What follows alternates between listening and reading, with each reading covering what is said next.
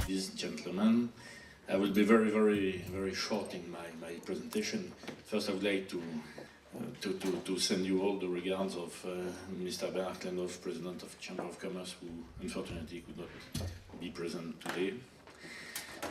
We know that you had 2 consecutive days of visit and quite long time on the road of our nice French Riviera, going to the Var and coming here to Nice. Thank you.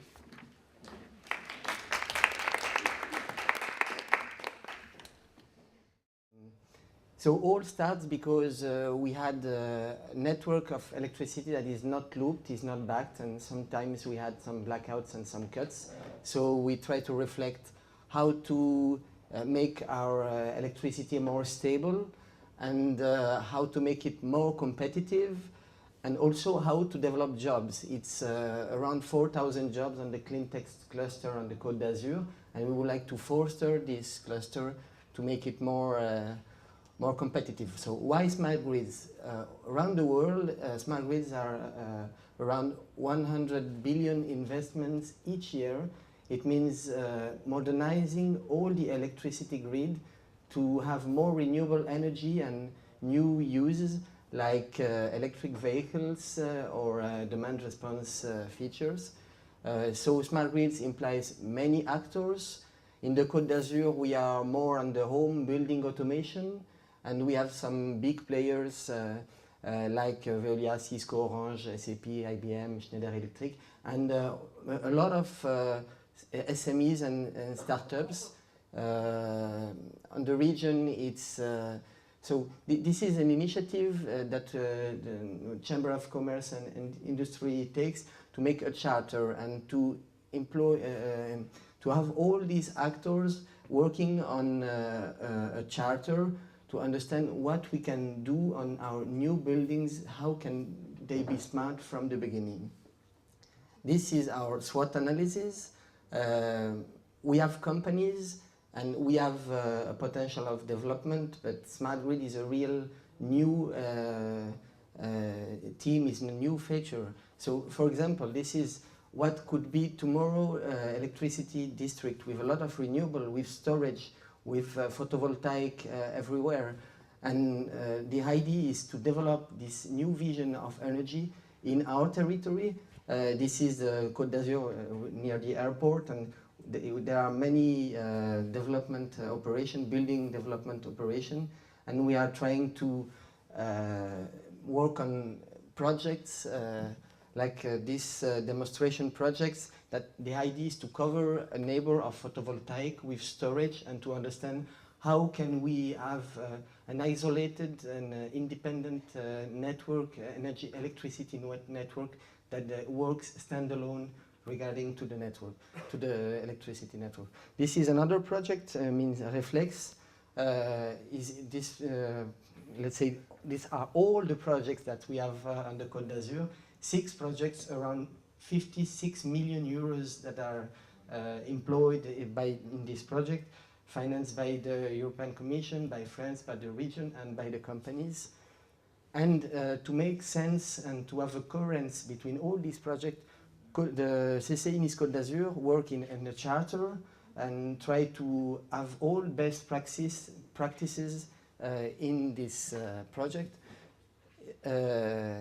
This charter defines 4 main goals. First, we have to define the local energy mix, then the shared infrastructures, then how to pilot the system, who pilots it, and the last one, to have recommendation to put in building specifications. And this will be tested in a neighbor, Nice Meridia. There is a study, a deep study, to understand what could be smart grids on a real neighbor. And these are other features of Nice Côte d'Azur.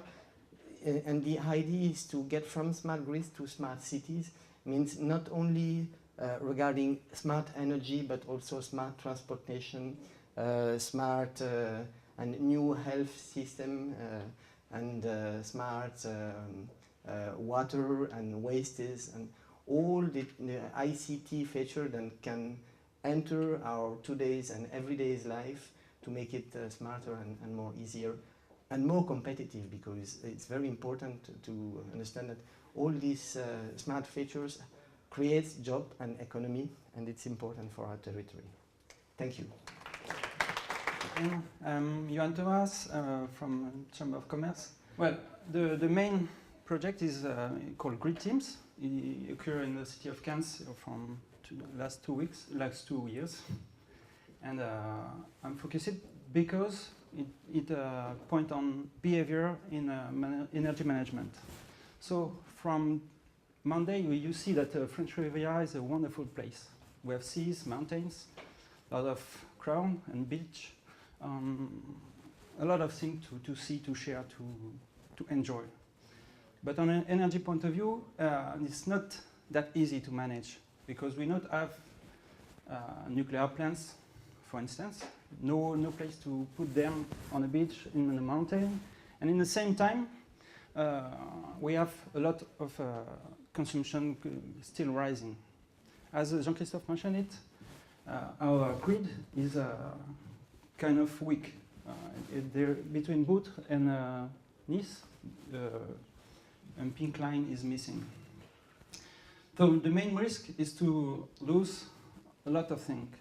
Blackout can occur and make dangers for hospital, light, and so on.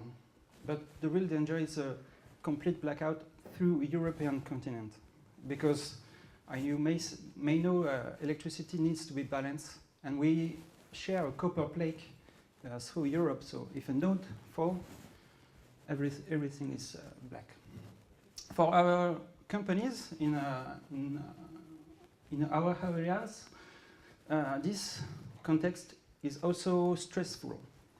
You can be less competitive, and oh, I'm late, sorry, but this stress is a chance for the companies in our areas. There is a lot of ideas, employments, patents, projects from small companies like startups to a major global company.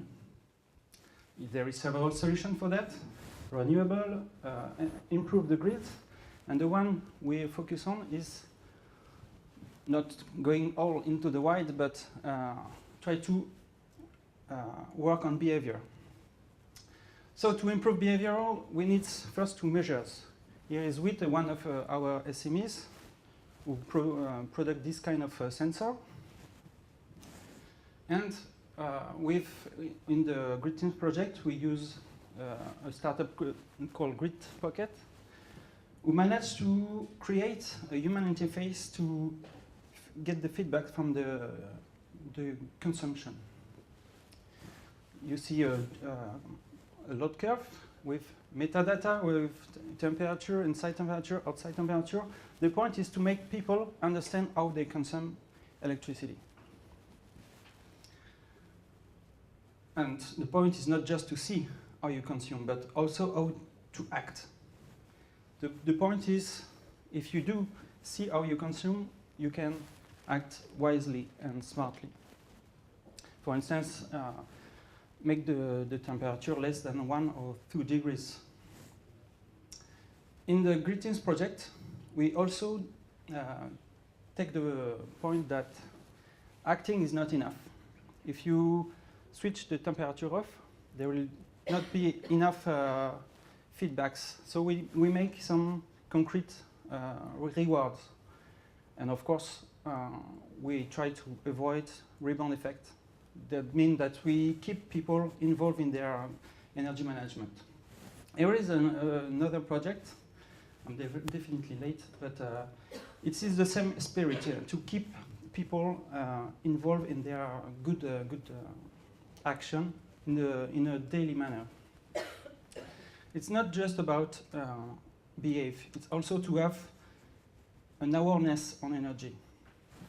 And for the companies in our areas is to start a real reflection on energy. Of course, the next move is not just on our areas. From the smart meter, for instance, we need that the smart meter will be deployed in France to help avoid the real blackout over Europe.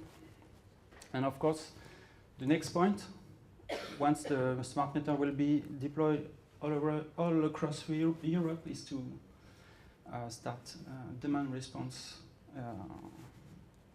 action, and maybe make people able to go to the market and see how the energy is sold and bid, and this kind of action. Thank you very much. Good morning, everybody. I'm Peggy Misirika-Téchenet. I'm the manager of the Sustainable Development Department of the Chamber of Commerce and Industry of the French Riviera. So I'm going to talk about another subject, not energy, but about waste management, set up in industrial zone, in industrial area.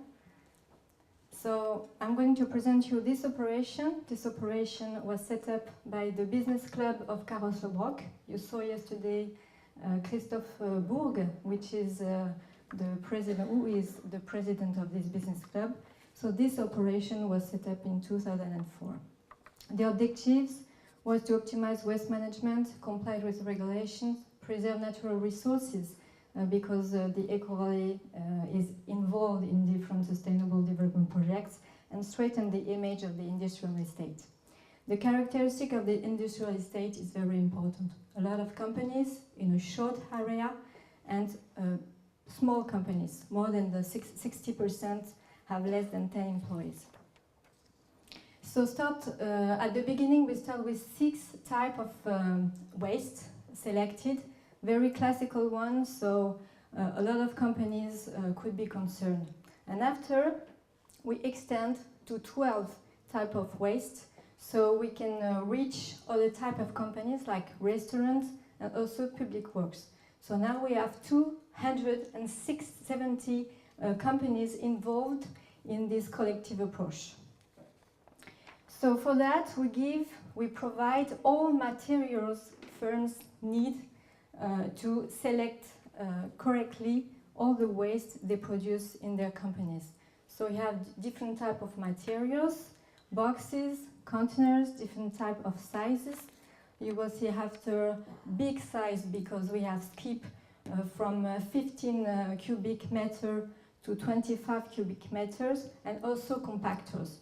What is important to focus on, to have in mind, is that we gave individual solution in a collective approach, in a collective operation. And that was very appreciated by all the companies involved in this operation. After, we have created some communication tools.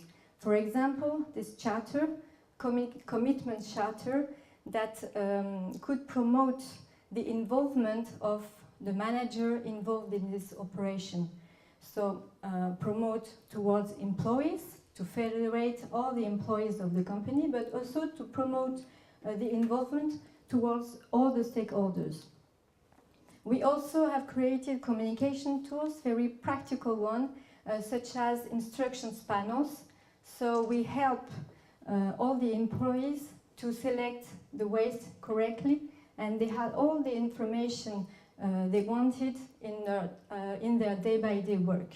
That was very important.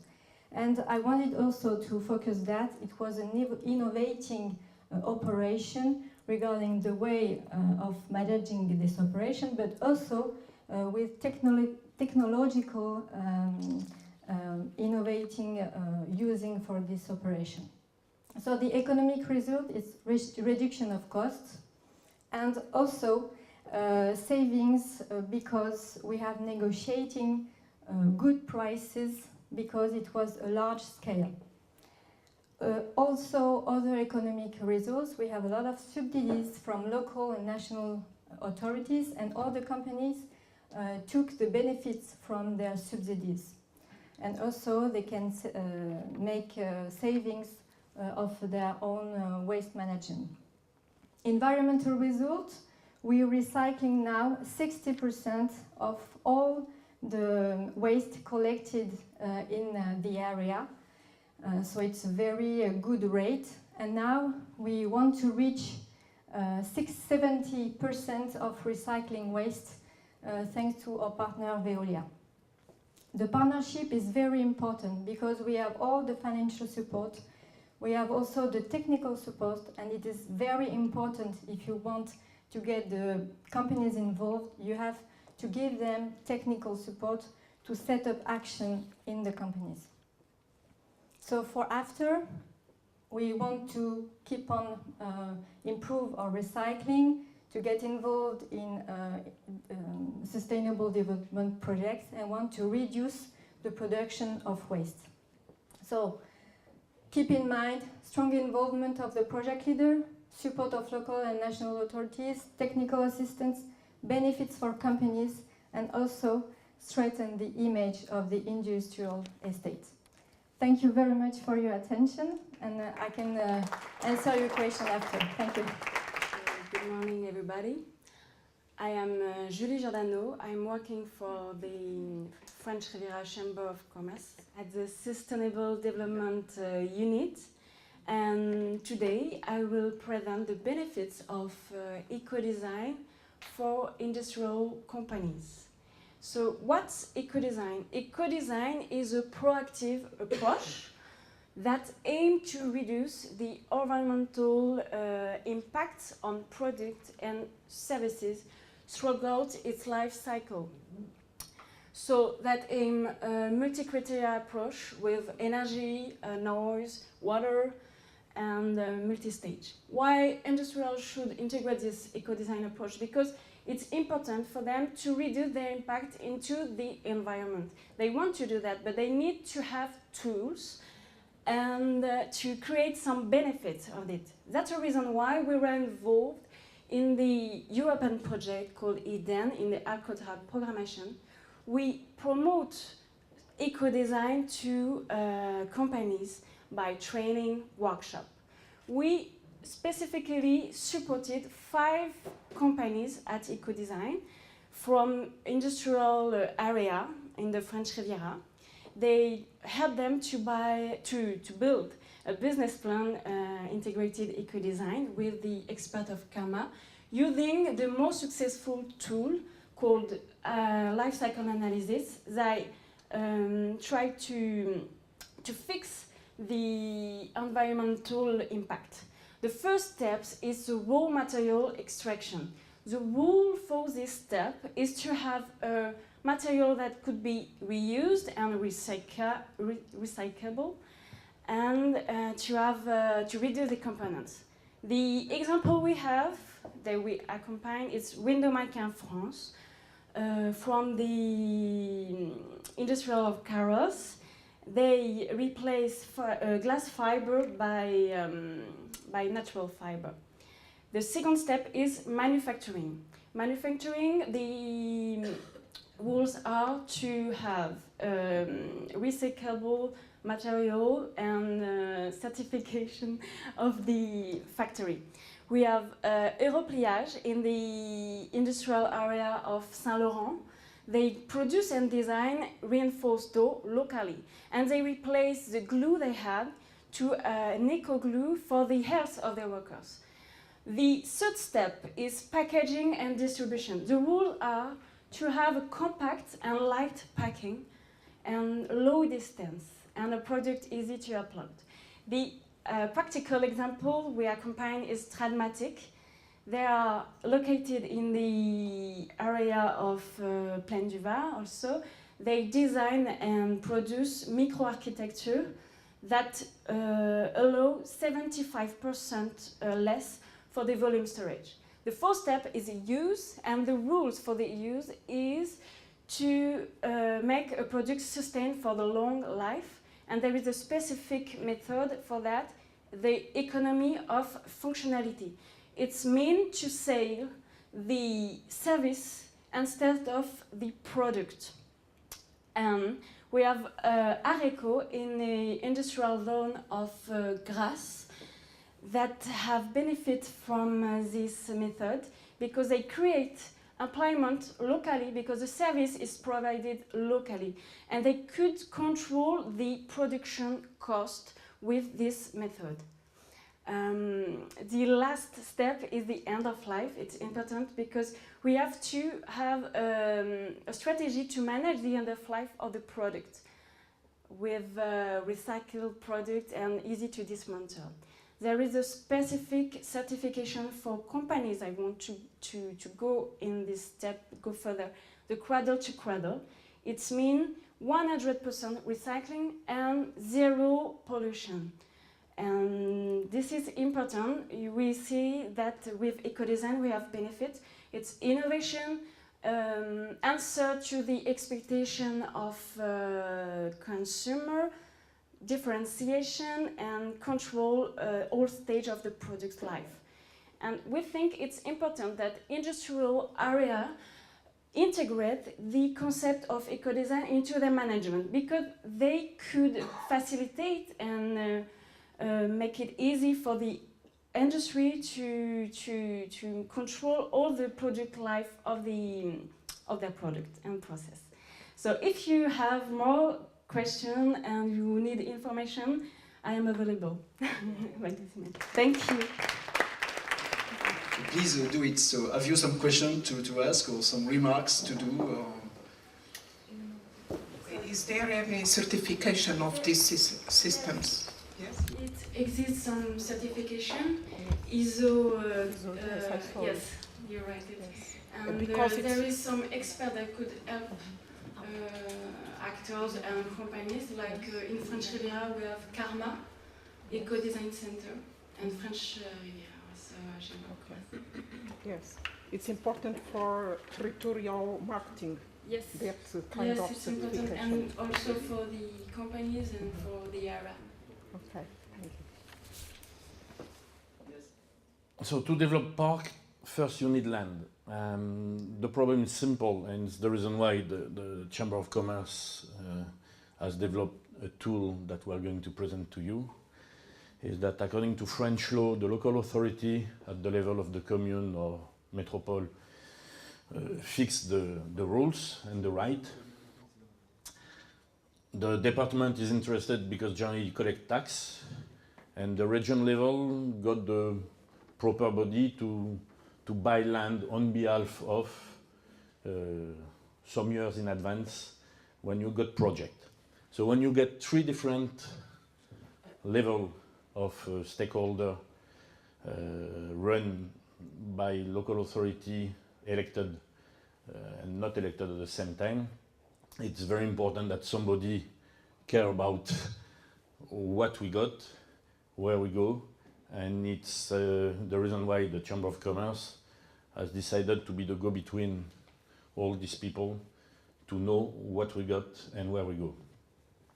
The department is very specific. We got 30% of the land available to do at the same time housing, industry, agriculture, and so on.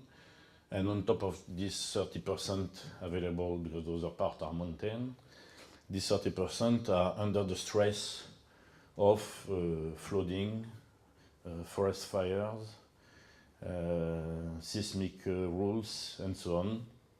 And it's clear that the scarcity of the land available makes things very difficult, and it's because it's difficult that we have to cross information. On top of this, you get all the rules that have to be shared on a department, and sometimes they don't match exactly one to each other. So what the Chamber of Commerce has done under his IT system and economic intelligence is to gather all the information produced by different level of authority. And having that, I'm not a specialist, but let's say it's a dynamic mapping cross with access system base that gives the opportunity to get all information on everything.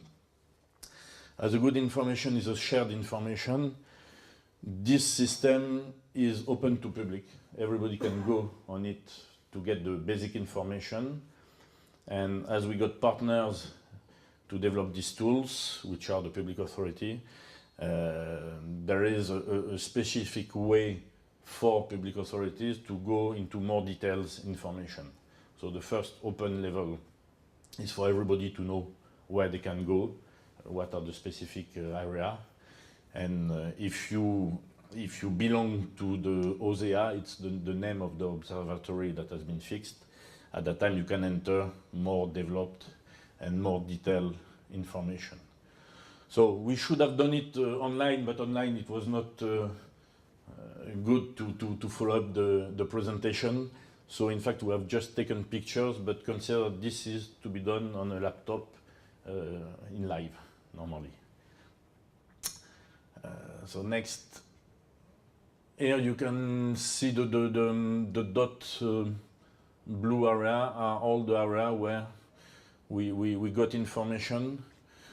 We got information on 71 commune or city, among that represent almost a bit less than 50% of the territory of the Alpes-Maritimes.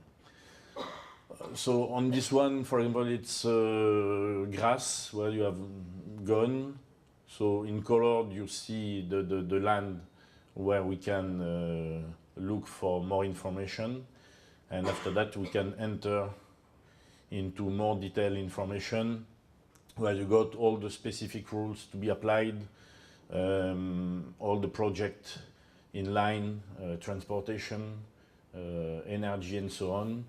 And it's clear that the next step will be to add up all connection to what we call development durable. I mean, everything connected to green business, which is the next step to develop in this tool. So these are for the existing one. It's very important because we got quite old one that need really to be refurbished. And it's a very good opportunity with green business to refurb area. Yesterday you have been to Carros. Carros is a very old places for industrial investment, and it has to be renewed under a new concept. This is another example of future development, because it's very important that we know in advance where we can do things. It could give idea for new investors to come, because if they only look at what is existing, generally it's not enough for them to think about a great future. And also, it gives the opportunity to follow up the different status to promote the land, considering that between the time you decide that you can do something and the time you can really build on the land, you know that it generally takes some years. It's not only in France, I do believe it's everywhere the same thing. On top of that, it's clear that, we can go to the next one, that when you look at the mapping, everything is on the shoreline. So it means that we will have, in the near future, according to election and pressure of population, always to deal with where do we put economic land and how we can develop best practice to show that there is no conflict between having housing and industrial park close by, and it means that it's our future that we are trying to monitor and looking after. I think it's finished, so.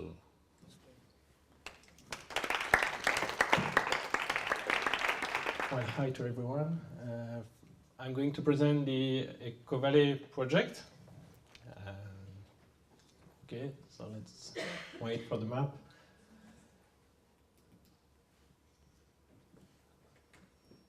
Okay, so first EcoValley. At first, it's a territory, 10,000 hectares perimeter, with a width of about 5 kilometers and a length from the sea to the beginning of the Alps of about 20 kilometers.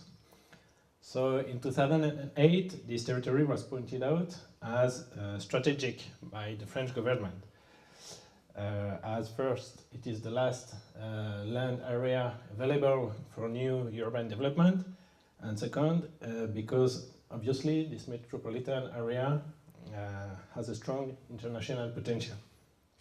So the OIN, the operation, the National Interest Project was created, and consequently the EPA, the Établissement Public d'Aménagement, the public agency I'm working for, was created. So we have two kind of mission in this eco-valley. First, we need to coordinate the whole development, and second, we have to make land developments. So basically, we have two main projects today which are on the go. So the first one is this one, Grand Arenas.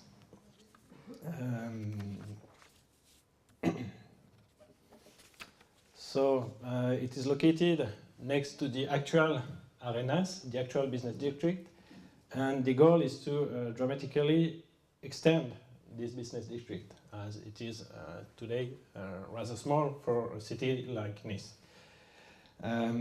So to success, we try to give to this future business district the best attractivity, and so we build a project around two major infrastructure programs: an exhibition center, which is located just on the left of this picture, and a multimodal transport hub with an upcoming tramway line. We can see there the tramway way.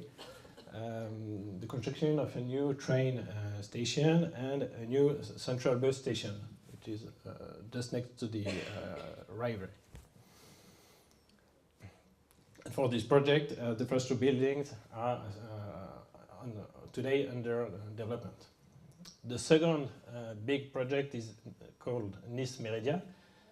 So it is located just a few hundred meters north of Grand Arenas. And we want this project to be an urban technopolis, because the objective is to offer to its future inhabitants housing, services, education, and jobs in a rather small area. This is why it's called urban, because the project is only 26 hectares. So the construction of this land development had already started before the EPA was created. Two buildings have already been completed. We can see there the first one. And two other buildings are under construction, and a few more projects are already on the go. A training center, which is developed with the Chamber of Commerce. A research institute. There's an office building who just obtained the building permit.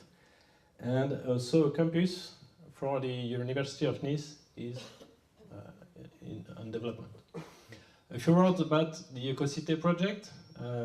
These two main projects are included in the EcoCité program, whose aim is to include innovations and new technologies in these urban developments.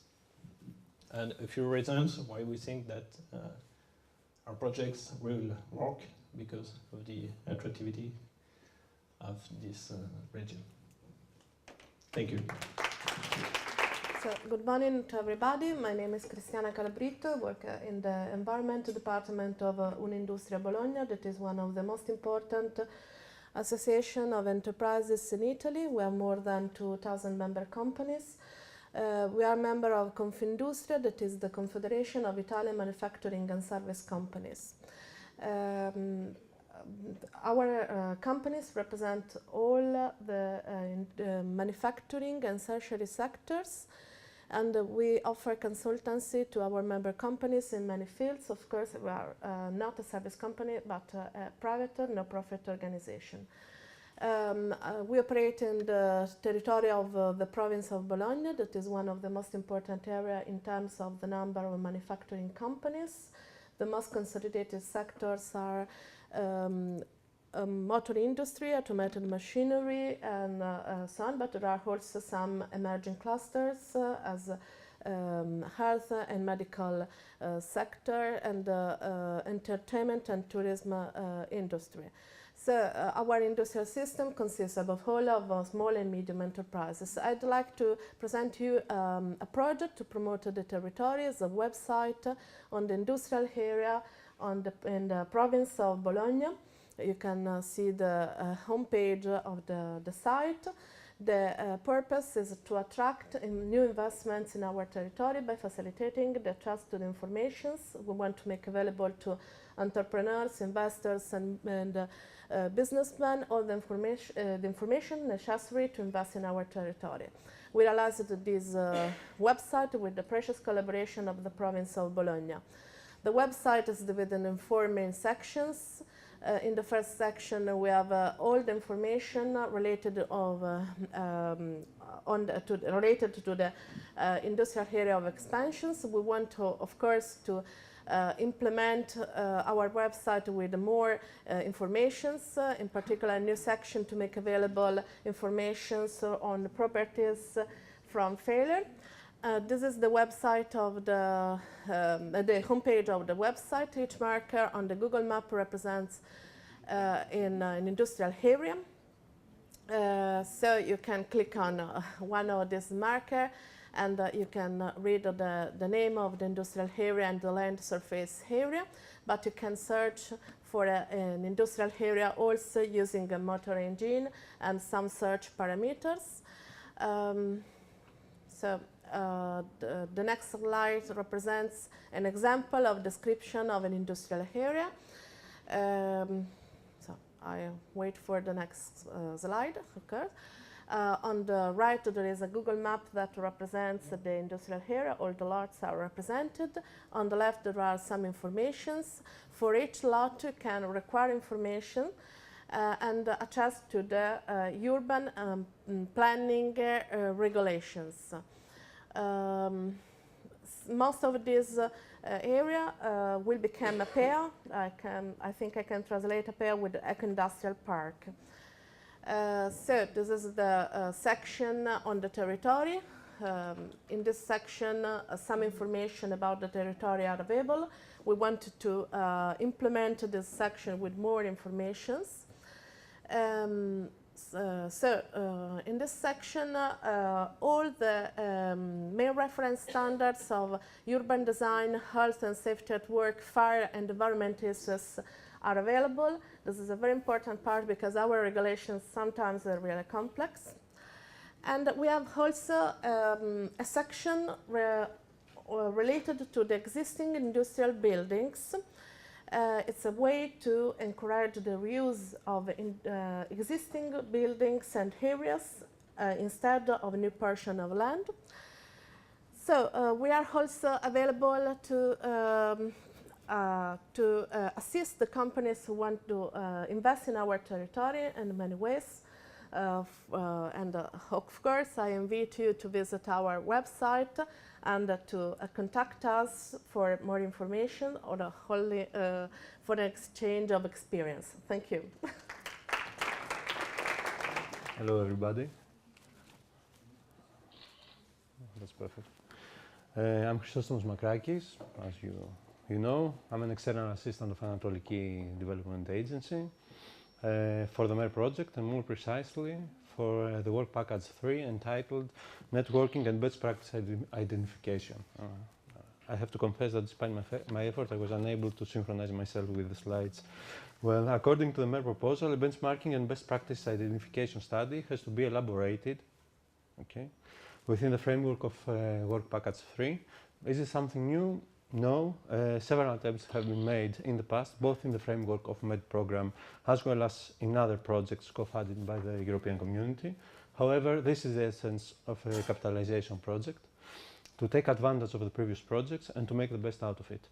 A non-exhaustive list of previous benchmark studies within the framework of MED program would comprise, for instance, an overview on good practices on green solutions for industrial areas in the MED area, which was developed during the EcoMark project. 42 significant experiences were collected and analyzed in the framework of this project. A database of good practices in the Mediterranean industrial area, which was developed in the framework of a MADE project, with Enea. Inspiring attempts also can be found in the Sustainable Industry Forum 2013, Treating Waste as a Resource. And all these past experiences have helped to set up the methodological framework of the study. Previous experience has revealed areas of focus as well loopholes we should avoid. A questionnaire has been compiled for this reason, and we also thought to take advantage of directional policy matrix methodology, which I'll explain. Well, starting from the end, we considered that it would be nice to have a simple visual representation of the placement of case studies that will be examined. So I will go to the directional policy matrix. What we want to do? To construct a two-dimensional matrix that counts the performance of each area regarding current and future situation for each industrial area and or enterprise zone. A similar representation was the one that you saw before. Two axes, one for the current situation and one for the future situation, and 9 zones of excellence. Each industrial area will be depicted with one dot cloud on this diagram. And how we're going to do it? Through the answers in the questionnaire that you already have for the areas into investigation. And according to the answers, we will get a pool of experts who will assign marks to each area for topics of excellence.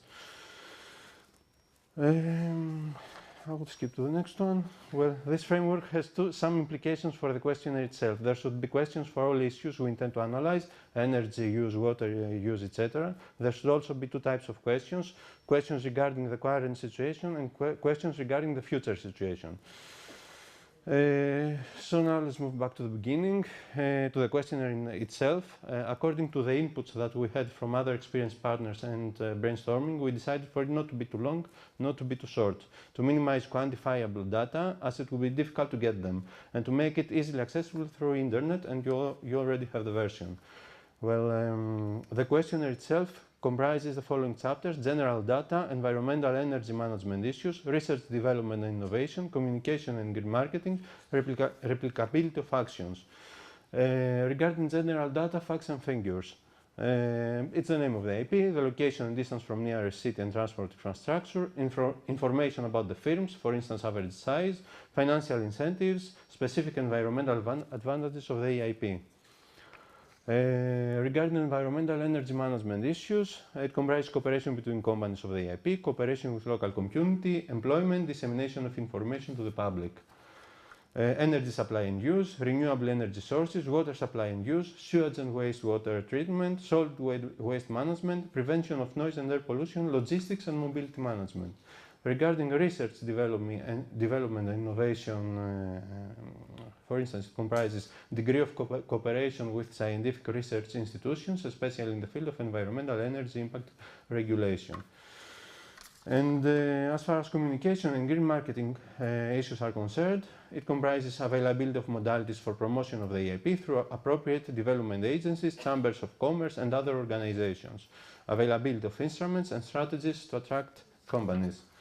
And about the last one, replication of actions, which of the aforementioned, there are questions such as which of the aforementioned environmental energy management and green marketing practices that you already implement would you recommend as more easily replicable? In which fields of environmental energy management and green marketing would you be mostly interested in, etc.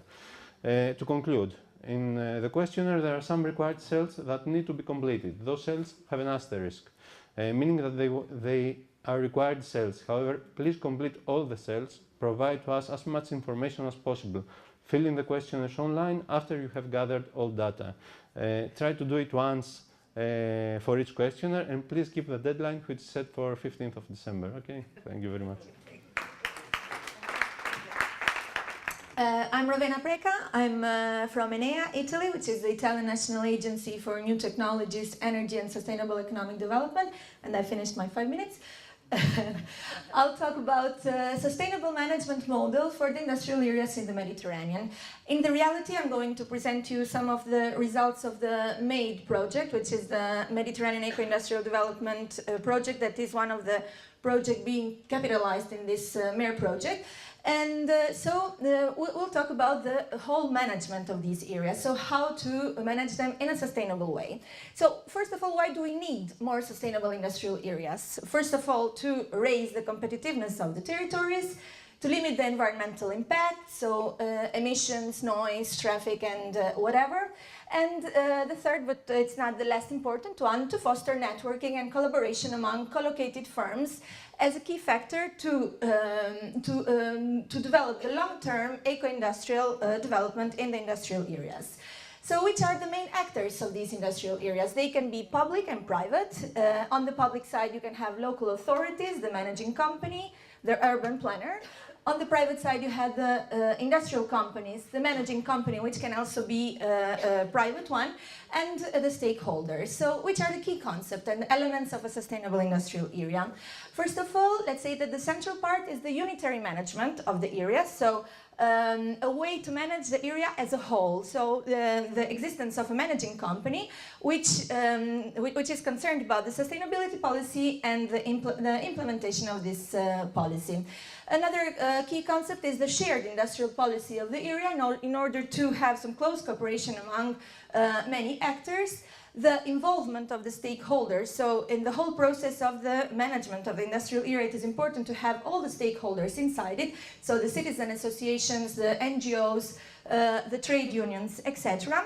And another very important key concept for a sustainable industrial area is the introduction of elements of environmental management systems as the area. So let's say that the difference between a simple environmental management system is the passage from an enterprise to the whole area. Other key concepts, very important ones, are the centralized infrastructures and innovative services. So mostly the shared plants, the IT, the information and technology systems, and other services.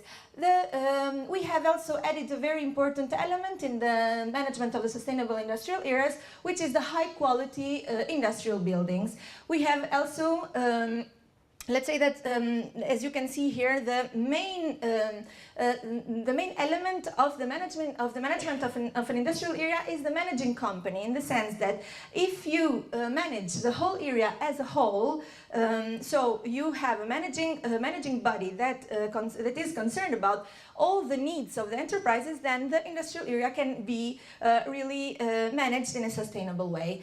There are many thematic areas which can be improved within the industrial area, and let's say that inside our MADE project we have detected 3 paths. So we have, in order to implement the model of a sustainable industrial area, we have detected the first one, which is the path of not the new industrial areas. So for the new industrial areas, we have also individuated many steps. One of them is the design of the industrial area. You can find some guidelines, some Bologna province guidelines, for example, also the Basque guidelines. This is the step 3, which is the sustainable industrial buildings. This is one of the guidelines for the building of industrial buildings, and it is we have taken it from the Basque countries, because one of the ideas of this project was also to capitalize what was already in the field on the subjects we have. The second path is the non-structured industrial area. So what we have to do before in a non-structured industrial area in order to implement then the MADE model. And the third one is the structured industrial area, which is let's say our MADE project, our MADE model. The MADE model is the formalized managing company, the shared participated processes, the centralized plans, and other things. And let's say that the important thing of the management system, we have replicated the concept of the continuous improvement. So not only on the environmental, I'm so sorry, it was really so fast. Anyway, the idea was to implement a model that could be a continuous improvement in order to have a continuous improvement in the industrial area. Thank you for your attention. Hello, my name is Dimitris Antoniou, and I'm an assistant professor in Neapolis University, Paphos in Cyprus. I came from Paphos with pathos, as you say. And I'm going to ask you to relax for 3 minutes and 21 seconds and watch a movie, like watching TV on your couch. And then, after this little presentation, I will present the Neapolis EcoSmart city.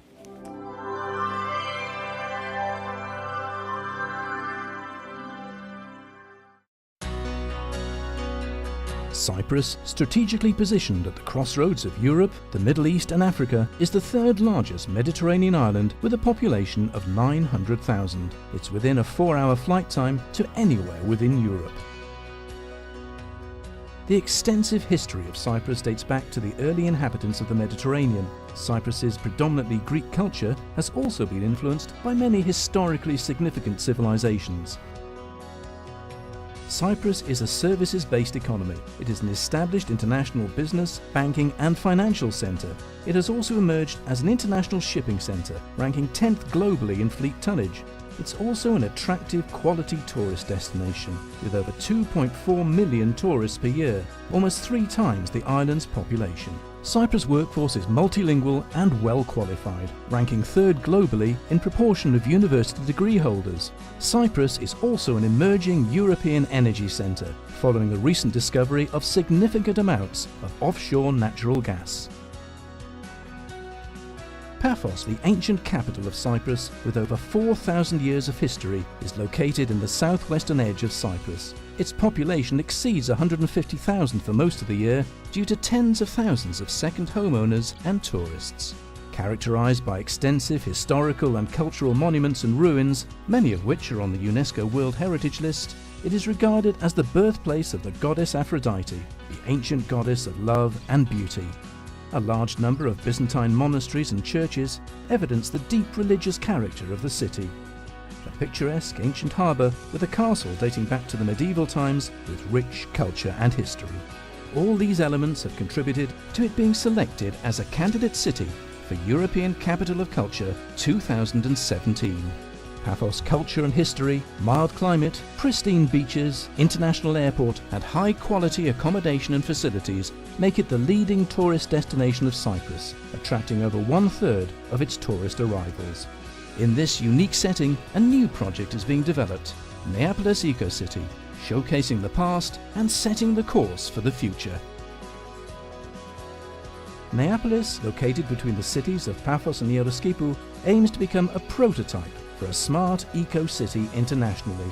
A sustainable urban development for the future, its design is based on eco-friendly, energy-efficient and smart sustainable principles. Neapolis' many unique elements are further enhanced by its association with the goddess Aphrodite, as according to mythology and local history, it is situated within her famous gardens. Many ancient ruins, monuments and an old church emphasize the historical and cultural significance of the Neapolis site.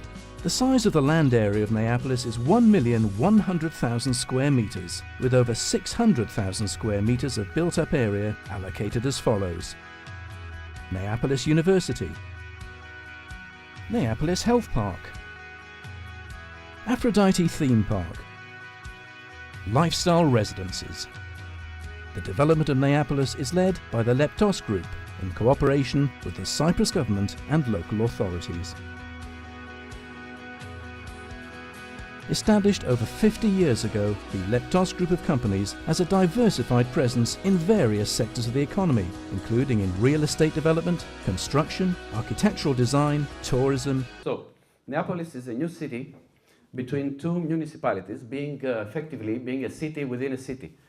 The scale and the significance of the project will change the character of the area. It will have positive impact due to its environmental practices and qualities. With regard to the sustainability issues of the Neapolis project, this is our vision, focusing on energy, this presentation wants to open a discussion on practices necessary for creating a smart eco-city compared with respective normal practices. In Neapolis, the strength lies in the project synergies. This is actually the very first smart thing to do, to achieve the best possible synergy of all through a holistic approach of the project. Due to its set of standards and its size, Neapolis project has taken into account all possible synergies, collaboration and help from anyone able to offer expertise and insights for the best possible results. The first of the 4 Neapolis pillars, the Neapolis Health Park, includes community hospital, rehabilitation center, wellness center, an oncology center and an assisted living area of housing.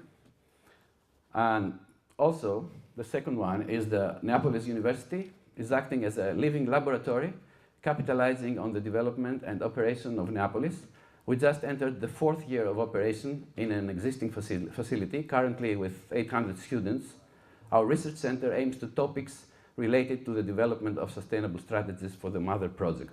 The Aphrodite Theme Park and Cultural Center will include an Aphrodite Cultural Park, Neapolis Commercial Center, Office Park, Hotel and Conference Center, Power Center that will accommodate larger retail uses, showrooms and galleries. Cypriot history and traditions will be highlighted through a classical museum, a virtual museum, art exhibitions, etc. A network of botanical gardens will greatly contribute to a holistic cultural experience. The residential development will also take advantage of all the benefits of the applied strategies in Neapolis. Since we're talking about sustainability strategies, let me just use a bit of common sense to mention some of that are the very basis of this project. Any other additional act will be supplemental, aiming for near zero energy consumption. We all know there's not such a thing, but we can aim to it. In fact, we are in for pilot and exhibition projects in order to monitor and then capitalize the results in another scale. So the recommended strategy for Neapolis Smart Eco City is focused on high energy efficiency, low carbon emissions, comprehensive menu of services through smart technologies, smart solutions managed by a centralized control center, transport policies based on new technologies. The main sustainable urban development policies include energy and anything associated with energy, eco, that means water, waste, environment, green, ICT, smart technologies, transport, and in our aim to zero energy buildings, reduction in energy requirements, microclimate, design, form, orientation of building equipment and equipment, passive cooling strategies, innovative systems combined with renewable sources, smart energy grid, and smart meters, renewable energy sources, including photovoltaics, and taking care of the basic 3, water, environment, and waste. And also, Neapolis ICT smart technologies that can improve quality, safety, and reliability, managed through a central IP platform, aiming for uniform billing systems, for example, as we can see here. This is the centralized control of smart services. It's the intelligent platform, as we call it. For transport, for example, between others, facilitate usage of electric cars and buses, solar energy transport applications, intelligent traffic transportation systems, and in the end, we can talk a little bit for the significant and positive impact on the economy, which is an additional investment and more than 8,000 new jobs. Those are the master plans. We can just stop here. Our last slide is the thank you for your attention slide, but the master plan, we can explain, has 2 main axes, and then we have, can I show you this? No, there's not such a thing we can show. So there's the residential area, the botanical gardens. On the left upper side is the health park. Right here is the university, and the cultural park on the south side. Well, if you have any questions later, and I hope this little pamphlet I gave you will help you to understand the project a little bit better. And thank you very much. I'm Barbara Music. I'm actually a researcher, and my profession is I'm an architect and urban planner, and I'm working on an urban planning institute of the Republic of Slovenia. Yes, please, we can start. So today I'm going to present you how we can use an integrative sustainable development as a tool for successful development of the eco-industrial parks. First of all, I would like to point out, why do we plan? because we want to influence the future to our benefit. Once we decide what we want, we plan to achieve it. Good planning helps create communities that offer better choices for where and how people live. So it helps communities also to envision their future. It helps them to find the right balance of the new development and essential services, environmental protection, and innovative change. All these issues are a part of sustainable development. The concept of sustainability centers on a balance of a society, economy, environment for current and future health. All this responsible resource management in all three areas ensures that future generations will have the resources they need to survive and thrive. So, why is sustainable development important then? Because the global future depends on it. It will be the only available option for cities and regional development. It is just a matter of time. In a process of globalization, we are facing now the financial and economic crisis. Cities are becoming main generators of development. They are cooperating, and at the same time they are competing with each other. With the falling of the living standard in EU, and because of the current situation, and at the same time with the rising living standard in China, we are witnessing the trend of returning industry and production back to Europe and United States. So we have to be prepared for this, and the role of special planning here is that it has the ability to look into the future, to enable quality placement of development projects and ideas into the environment, to promote an integrative and sustainable special development as a key principle, to promote an interdisciplinary and multi-stakeholder approach as a key principle, to integrate energy efficiency from the beginning. So what is a solution by a proper urban planning? From the view of proper urban development, there is one: brownfield regeneration. It's not a new topic with which the Europe is facing with. In the past, many European projects on the topic on brownfield regeneration were financed. Because of better implementation and lack of knowledge, it still remains one of the most important topics in the field of urban development. Till now, urban redevelopment projects were mostly transformed into the housing areas, shopping centers, business centers, touristic zones, and public spaces with recreational and leisure facilities. So, why to promote brownfield redevelopment projects? Because they are sustainable. They don't use new greenfields because they are reusing the existing ones. There is no need to build so much new infrastructure because they are using the existing ones. Environmental issues are easier to solve. They are avoiding conflicts with the surrounding land use. They are creating new jobs close to the living areas. With reusing all the existing facilities, they are also polluting less. In the project MER, we are not developing the know-how. We are just transferring the knowledge from the proper urban planning and architecture through the sustainability on the level of industrial zones. So we can transfer also a model of a smart city as a combination of physical infrastructure like building roads, railways, social infrastructure, information and communication technology as ICT on the level of industrial area. An eco-industrial park is a park in which businesses cooperate with each other and with the local community in an attempt to reduce waste and pollution, efficiently share resources, and help to achieve a sustainable development. The key message is that we can use the proper integrative sustainable development, sustainable and urban development as a basic key tool upgraded with ICT support and eco-model for successful development of eco-industrial zones. No one said it's going to be easy, but learning from the failures and with using all the knowledge we already have, we are on the right path to save the earth. Thank you. I have two questions for those observatories. How to update the data in such a database, and when to update the database? Because we all know that a database is useful if it is updated every time. So. Tools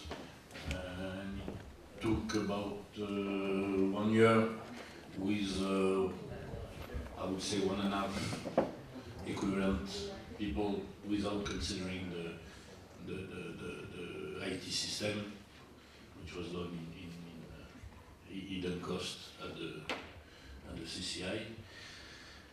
It's clear that there is two ways of keeping up update. Obviously, it's each time there's a change in regulation, local regulation. In France, it's what we call PLU. It's the human, or I would say the human rules applied. And one of the big fight we had with the CCI is to still be one of the relevant people to give advice on this PLU, because our new green minister wanted to push it out of the system, and it's clear that it's better if we are in the system to give advice, to know what is the updating of this information. This updating, generally, it's done on a 1 to 3 years basis according to the system. One of the important points also to have the means of updating is to have more private partners with us. Today you have seen that we got the Conseil Général, means the department, we got the EPA and the Métropole of Nice, plus the public body who can buy the land on the regional point of view.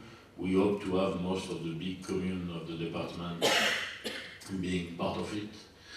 So if they are all part of it because they feel the interest of having this database updated, it's clear that if they are a kind of shareholder of these databases, it will be even easier to keep it updated. It's also one of the reasons we try to have them around the table with us. The tools, as I explained, it's interesting only if you share it with other people. If you cross the road and you are in a wild country with not the same rules and no information, it's not interesting. We are so dense that nobody could understand that we got 7 types of different community rules in 30 kilometers between Nice and Cannes, for example. So you really have to explain and to try to update. One of the jobs also of the CCI in parallel with this observatory being updated is to try to be a real link between these different authorities, to understand that transportation has to be looked not only in the area where they are competent to do it, but as a cross linked in between the after that, it's only a question of money. We can put a lot of things in these databases. I do believe that we will be able to have it updated and developed with a minimum of expenses once it has been done, if everybody is entering into a partnership, as I explained. Thank you. Vincent Mijoul would like to... I do have one question for, I'm sorry, I can't remember the name. You talked about a guideline that you made. Is it available on your website? Sure. It depends on what guideline are you talking about, because we have the guideline for sustainable industrial buildings. And yeah, exactly this one. Ah, yes, that one. Yes, you have it in medmade.eu. Then I can give you the website. Medmade. It's www.medmade.eu. We will have a coffee break, yes, so you can so exchange business cards and yes, addresses. To ask, from what I've come to understand,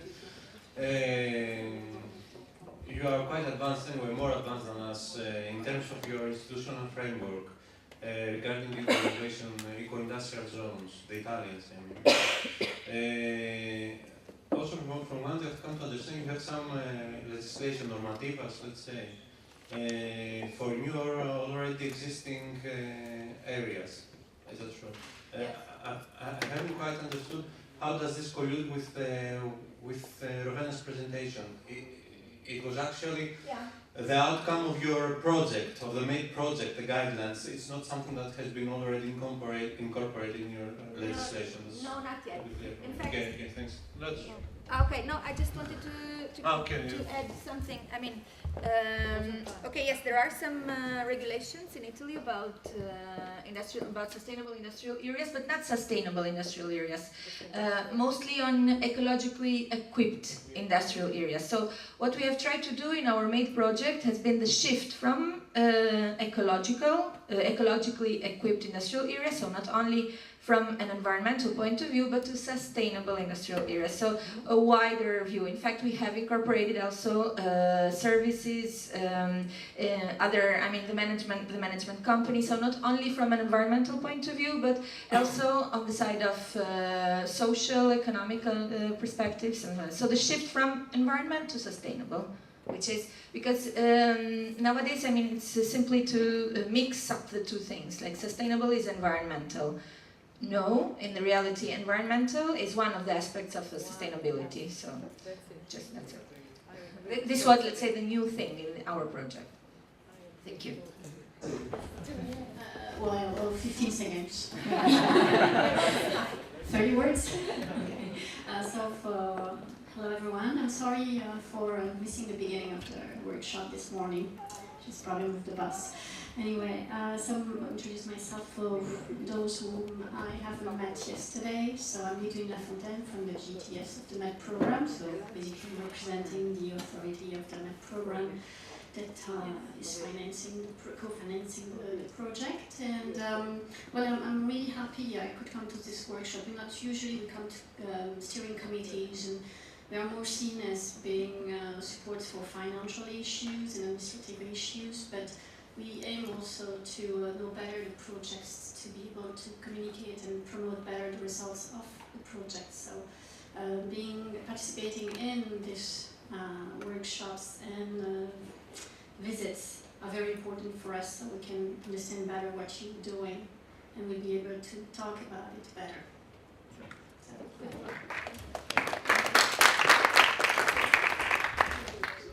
So I'm going to talk about how to communicate green values through online media. Let's start. Next one. Yeah, next one. If you read the definition of green marketing, you can notice that in a word, the keyword is changes, changes, and more changes. So green marketing involves changes. Last year, companies began considering green factors mainly because through reason, environmental legislation, competitive advantages, and the great influence of public opinion on the company. Public opinion is such an important influencer that this famous magazine nominated the protester as the person of the year. It's in this point when a new generation of influencer is rising and observing organizations when green e-branding, the reputation, can help organizations. Green e-branding, parts of a big strategy mix of online media. The choice of one channel or another depends on your targets, strengths, goals, and so on. But it's very important that if you want to launch green values through social media, one goal, engagement to your audience. Once you've decided to put into practice green branding, it's important that you provide experiences, adding value, and making content is interesting. In fact, this picture shows how a new generation, hyper-connected generation, is becoming even slaves of new technology. Some advices how to provoke engagement on social media. First of all, provoke a wow. No matter how is your company, for instance, Nespresso is a leading brand, is a leading company. What else to say through the customers? They use their green values, and they started to talk about the recycling capsules. So since then, again, people started to talk about Nespresso and in a good way.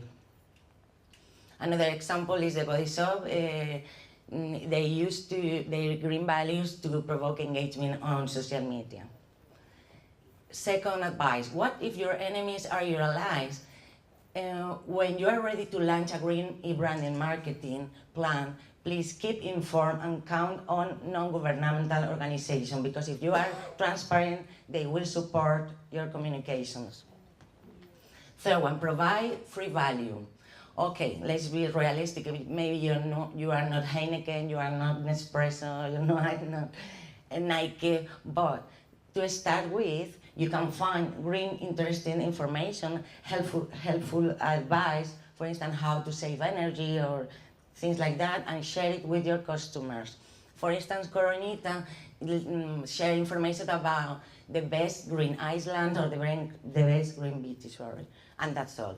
And for instance, Orange, instead of launching their mini portable wine power charger using green big slogans, they provide for free an engagement experience. In music festivals, people could recharge their mobiles for free using this green tower. Fourth advice, respond quickly to all comments, and do it quickly, please. Because for instance, Volkswagen, when it launched the new Passat, people started launching them complaints about their CO2 emissions. And instead of responding the complaints, they ignored them. So people launched another campaign against Volkswagen, inviting people to join the rebellion, discovering the dark side of Volkswagen, because the complaints were totally ignored. The last advice, but the most important, is transparency. Greenwashing is a big temptation used by many brands like Shell, but it's also a big risk. Why Shell uses this kind of ads, depicting pretty flowers instead of the truth? That is toxic pollution. The consequence is that Shell won the best greenwash award, and you can find this kind of logos and creative image about Shell. It's a pity. Nestlé is, on the contrary, a company which is using in a transparency way their communication. They have committed to zero waste production, and they are talking about them in a transparency way through social networks. So to finish, I invite to all the organizations that before considering using green branding strategies, test themselves and think in which kind of level or organization you consider, because it takes 20 years to build a reputation and 5 minutes to ruin it. Thanks for your attention. So here we go, it's my turn. So Ludovic Asso from Chamber of Commerce. I will talk to you today about the Provence-Alpes-Côte d'Azur Industrial Areas Corporate Social Responsibility Awards. So as you may know, CSR concept indicates a voluntary and active approach of a structure to integrate its social, environmental, and societal responsibility in its relationship with stakeholders in its commercial activities. As for RSE PACA, for Responsabilité Sociétale des Entreprises, is an association who wants to promote CSR innovative initiative in Provence-Alpes-Côte d'Azur through events, animation, and those awards. The RSE PACA rewards both companies, public institutions, associations through the company awards, and industrial areas through the industrial areas awards. The CSR in industrial parks target the balance between the local economic maintenance and development, the environment preservation, and salaries self-fulfillment in a job through services, public and sharing spaces. The CSR Industrial Areas Award have been created in 2011 thanks to the Zone d'Activité and Développement Durable, and which is a regional network to promote the best initiative carried by industrial areas. The awards benefits both to collectivity, who can keep companies on their territory and attract some more looking for a high quality welcoming site, and a business club covering a recognition and a better visibility of their action. You can see now the main RSE PACA partner, which are the region, the regional Chamber of Commerce, cities, and private partners. As for the application form, it leans on 7 ambitions, which are development strategy, land resource management, environmental integration, sustainable accessibility, resources preservation, welfare employee promotion, and synergies with stakeholder promotion. As for the selection, it runs on 2 steps. The first, technical committee do a pre-selection. Then the jury selected the best approaches, which are awards. The board of examiner is composed with 7 people coming from a public institution and environmental association. Here are the examiners. There are 2 prizes in the PACA awards, who are the PACA first prize, the PACA coup de cœur, and the PACA coup de cœur for innovative action. All the candidating structure, which are awarded or not, will receive a synthesis spotting on forces and weaknesses of their application. As for the approach promotion, it leans on awards that on awards, on a newsletter which is diffused to 40,000 people a month, and to the internet website about 20,000 visits a month. As for internet, if you write RRC on Google, it runs 7 million for the RSE PACA website, and the increase of the frequenting is 25% a year, and it's consulting worldwide. As for 2013, the awards, the first prize award went to Parc des Bréguières in the Var for its ISO 14000 approach. Then the second prize, the Coup de cœur prize winner, went to the Parc d'activité du Plateau de Signes, where we were on Monday, thanks to the ISO approach and the bees and hives we talked about during the workshop. And the last prize comes to Zone Industrielle Carrosse-Le-Broc. We were yesterday, thanks to the waste collective management and transportation facilities they are brought in the park. As a synthesis, I would say that that kind of awards can be a great promotion for CSR in the industrial park, and maybe an example you can do in your own country. As to finish, I would like to thank you to have listened to me and following me for those 3 days. It was very nice to have you. And I will say to you, thank you, gracias, grazie, obrigado, efkaristo.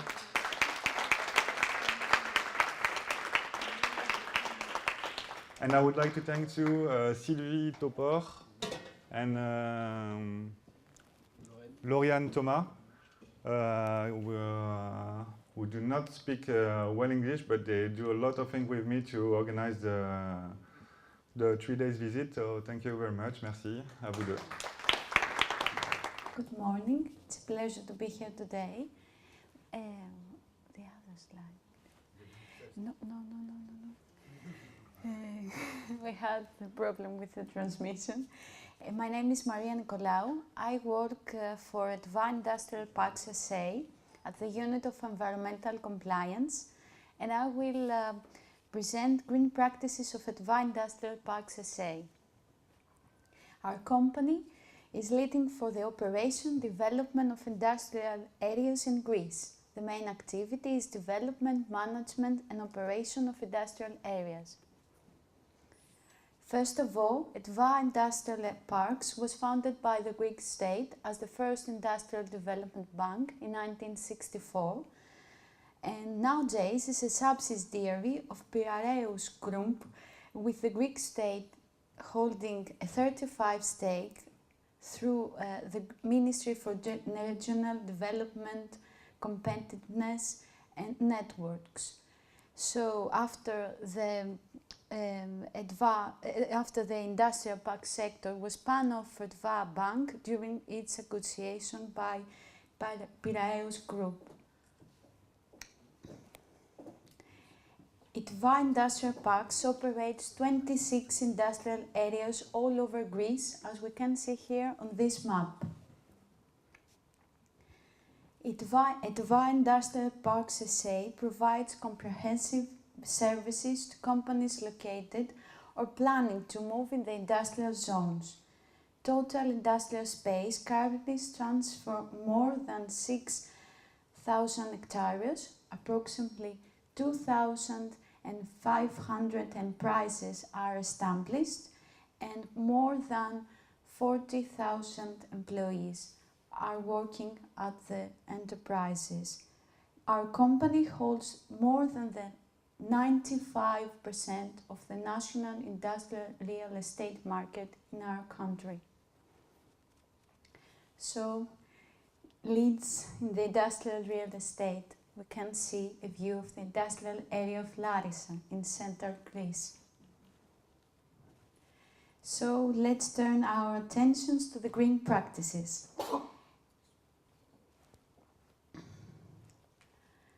Edva Industrial Parks promotes investments from the creation of green business park model, as we can see in the next slides. The new project is an eco-industrial park of the region of Pella in western Greece. Edva Industrial began the procedures with the support of Piraeus Group Bank, Green Banking, in order to to construct and operate an industrial park area with industrial parks specifications. The park will be created in Petrea Industrial Park, placing emphasis the agriculture sector. As we can see here in these slides, there is a photovoltaic power plant has been created. The next slides of total power of 9 megawatts. Yes, and now we will talk about the current green practices of Edva Industrials. In the industrial area of Heraklion, Crete, the tertiary treated wastewater is reused in order to aquifer protection of seawater intrusion using artificial recharge techniques. An electrolytic unit has been manufactured for the tertiary treatment of the biological proceeded wastewater. The results obtained from the operation of the unit are very encouraging. Monitoring of the tertiary treated is within the guidelines for aquifer recharge. PV are also included to the company's Greek actions in the framework of energy investment actions in Edva Industrial. At the year end of 2012, the company completed 5 photovoltaic parks in 3 industrial areas. So in these slides we can see that the total power is 15.5 megawatts. That is the total, the amount of energy consumed by approximately 6,500 households annually. And this station will reduce CO2 emissions by 20,000 tons per year. A low-cost method in these slides is applied in the industrial area of Patras in western Greece. In this industrial area, we apply the sludge and we recycle it to agriculture. The results obtained from the disposal site, these slides, are very encouraging. Field monitoring is within the guidelines for agriculture. And our company is also established mechanism for the control and monitoring of environmental parameters such as wastewater, air, noise. Furthermore, 176 collection points in all the industrial areas are settled in order to recycle industrial waste materials with economic importance. And last of all, I would like to thank you for your attention. We'll say hi to everybody and send her apologize not to be here. We are organizing a study tour in Friuli Venezia Giulia region, and we hope that it will be successful as the one that is almost completed here in Nice. The study tour will be organized on the 3rd, 4th, and will end on the 5th of December with a workshop. You already had a draft program, and during these days we are busy in finding out the provider that will help us in the organization and the logistic details. So as soon as we complete all the bureaucratic procedure, you will get all information regarding the hotel and so on, as also the final program. So as far as concerned my task as communication manager, I will keep on spamming your email, asking for your contribution and asking to promote our project throughout the social media, through the Facebook and the Twitter. And so you know that we are a partnership. I'm very happy and very satisfied of your inputs because you are very active, and I'm astonished of your good job. So keep on doing like that. Thank you very much. Bye.